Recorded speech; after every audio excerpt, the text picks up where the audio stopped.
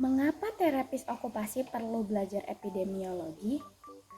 Halo semuanya, Assalamualaikum warahmatullahi wabarakatuh. Shalom, Om Swastiastu, Namo Buddhaya, salam kebajikan bagi kita semua.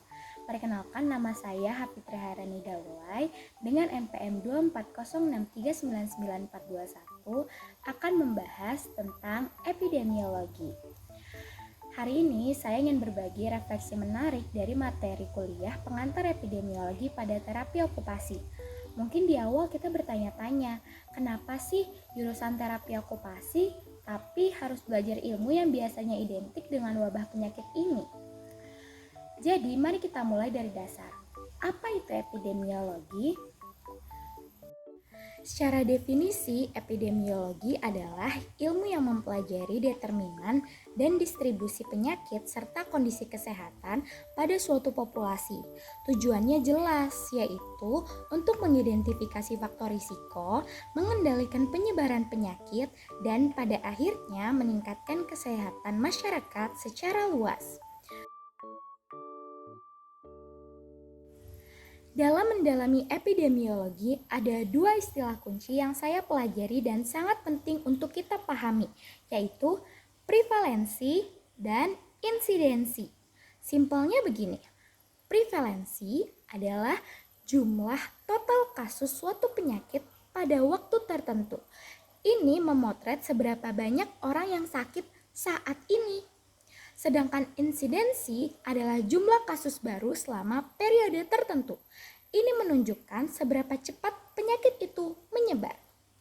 Selain itu, kita juga belajar mengenali faktor risiko yang meningkatkan kemungkinan sakit dan faktor protektif yang melindungi kita. Pemahaman data ini menjadi fondasi bagi kita untuk melangkah ke tahap selanjutnya. Nah, bagian paling menarik, apa hubungannya data statistik tadi dengan terapi okupasi? Ternyata epidemiologi sangat relevan dengan konsep person, environment, dan occupation yang menjadi kiblat kita sebagai OT. Dalam PIO, kinerja okupasional yang maksimal terjadi ketika ada kesesuaian antara orang, lingkungan, dan pekerjaannya. Epidemiologi membantu kita menganalisis pola kesehatan dan handaya pada populasi tersebut.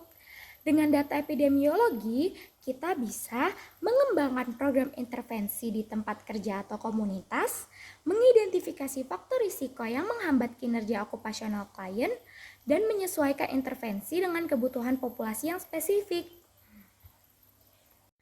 Contoh praktisnya begini, bayangkan kita melihat data epidemiologi yang menunjukkan tingginya prevalensi nyeri punggung bawah atau low back pain pada pekerja kantoran. Nah, sebagai terapis okupasi, kita tidak hanya mengobati satu orang saja. Kita bisa menggunakan data tersebut untuk merancang program pencegahan berbasis bukti atau evidence-based practice untuk mengurangi risiko cedera di kantor tersebut. Kita menganalisis dampak lingkungan kerja terhadap kesehatan fisik maupun mental mereka. Jadi peran kita dari sekedar intervensi satu orang atau satu individu menjadi perancang solusi yang berbasis kebutuhan data nyata, dan itu dibantu dengan ilmu epidemiologi. Sebagai penutup dari refleksi saya, epidemiologi bukan sekedar angka. Ilmu ini adalah alat bantu bagi terapis okupasi untuk memahami pola kebiasaan kesehatan dalam populasi.